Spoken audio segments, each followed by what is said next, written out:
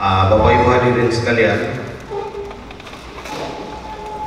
di materi yang pertama hari ini telah hadir di depan kita seperti tadi sudah disampaikan oleh MC.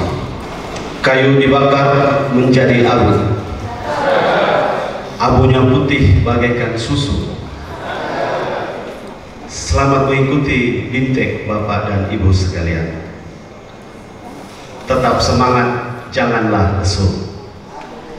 Baik, untuk tidak memperpanjang kata, saya langsung saja memberikan kesempatan kepada Bapak Darius untuk membawakan kita materi di hari ini. Ada Pak Darius, kami persilahkan. Terima kasih Pak Moderator. Shalom. Salve. Assalamualaikum warahmatullahi wabarakatuh. Om Swastiastu. Namo Buddhaya. Salam kebajikan. Salam sehat untuk kita semua. Yang saya hormati Ibu Kepala Badan Kepegawaian Provinsi Nusa Tenggara Timur, yang hari ini bersama kita, yang saya hormati Bapak Ibu pejabat struktural di BKD dan seluruh undangan yang hadir dalam pelatihan internal BKD Provinsi Nusa Tenggara Timur pada pagi hari ini. Pertama-tama saya menyampaikan limpah terima kasih. Saya diundang untuk berdiskusi dengan Bapak Ibu pada pagi hari ini, dan ini adalah diskusi saya yang pertama dengan jajaran BKD Provinsi secara formal ya, tetap muka. Tapi saya sudah sering bertemu, sering berdiskusi dan seterusnya ya. Saya sekali lagi terima kasih pada waktu diundang hari ini. Mudah-mudahan kita bisa menggunakan waktu ini untuk berdiskusi bersama-sama. Saya ingin berdiskusi dengan Bapak Ibu pada pagi hari ini dengan tema indikator pelayanan publik berkualitas. Jadi kira-kira kalau pelayanan publik berkualitas itu apa saja indikatornya? Ini sama untuk semua instansi termasuk BKD. Lanjut. Ya Bapak Ibu sekalian, kalau kita bicara pelayanan publik, kita sudah ada Undang-Undang 25/2009. Mudah-mudahan Bapak Ibu ada yang sudah pernah membaca ya, yang mendengar, atau mungkin ada yang sudah pernah membaca undang-undang. Undang-undang ini sudah lama, 2009, kemudian sudah ada PP-nya tahun 2012. Tetapi mungkin belum banyak terinternalisasi di birokrasi, sehingga mungkin banyak juga yang belum tahu atau belum baca. Kami upayakan nanti kalau di badan diklat, kalau ada pelatihan, ada diklat prajabatan atau diklat B, kita upayakan untuk internalisasi undang-undang dan peraturan ini sehingga Bapak Ibu agak familiar. Lanjut next ya. Bapak Ibu sekalian, pelayanan publik ini ada tiga, ada pelayanan barang, ada pelayanan jasa, dan administratif. Ya, kalau yang Bapak Ibu di BKD ini pelayanan administratif ya, jadi pelayanan administratif. Jadi Bapak Ibu yang ada di sini adalah pelayan publik menurut undang-undang. Lanjut. Nah, Bapak Ibu sekalian, di undang-undang ini itu sudah diatur di sana, ada pengawas internal, ada pengawas eksternal ya. Ya, saya kira kalau internal ada APIP. Bapak Ibu mungkin sering berhubungan dengan APIP, inspektorat dan seterusnya. Secara berkala mereka datang ke Bapak Ibu sekalian. Yang eksternal Bapak Ibu itu ada Ombudsman ini yang tempat kami berada, Ombudsman Republik Indonesia. Tugasnya mengawasi penyelenggaraan pelayanan publik oleh instansi pemerintah pusat dan daerah yang menggunakan APBN atau APBD. Lalu ada juga pengawas eksternal DPRD. Nah, ini saya kira sudah familiar. Lalu ada juga undang-undang itu menyatakan bahwa masyarakat juga adalah pengawas pelayanan publik. Jadi kalau ada masyarakat yang komplain tentang layanan Bapak Ibu, ya karena dia pengawas pelayanan publik menurut undang-undang. Jadi Bapak Ibu jangan marah balik atau proses hukum atau maki-maki lagi dan seterusnya. Itu memang pengawas menurut undang-undang. Lanjut.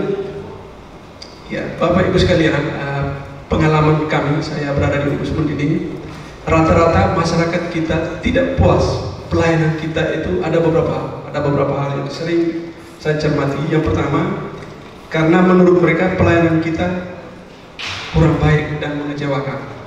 Yang kurang baiknya nanti ada ukuran-ukurannya, nanti sebentar kami sampaikan. Kemudian tidak ada standar pelayanan yang dijadikan ukuran baik, standar baik buruknya suatu pelayanan. Jadi standar pelayanan ada yang belum punya, sehingga mereka mengeluh misalnya saya ngurus sesuatu lamanya berhari-hari. Kenapa berhari-hari? Mungkin karena kita belum bikin standar pelayanan waktu untuk semua jenis layanan yang ada di kita.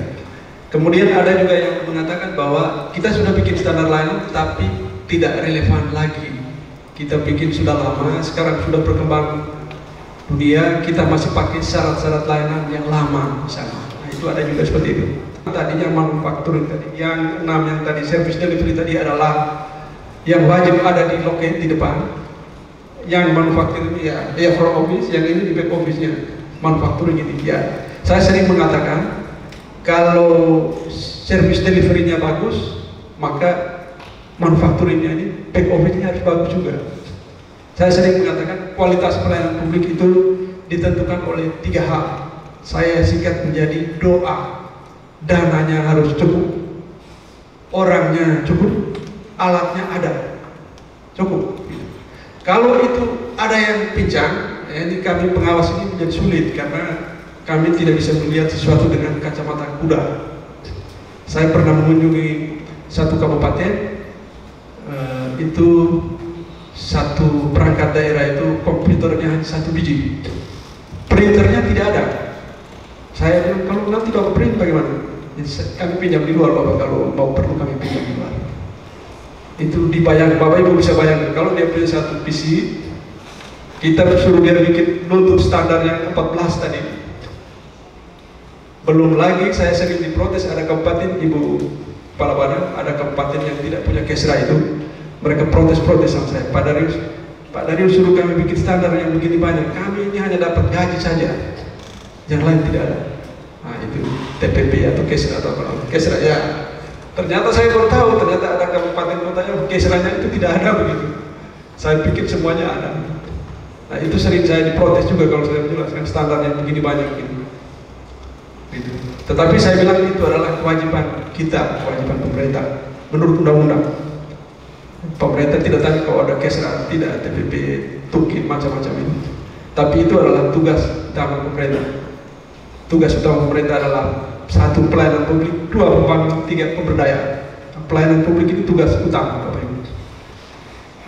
Lanjut, jadi sepanjang dananya ya, ada yang kebak-kebis, ya ATK juga tidak punya, pinjam sana sini. Kemudian orangnya juga sedikit, alatnya juga tidak ada, ya, itu masalah. Itu masalah. Kita tidak bisa menuntut orang melayani maksimal kalau 3-3 ini ada yang pincang.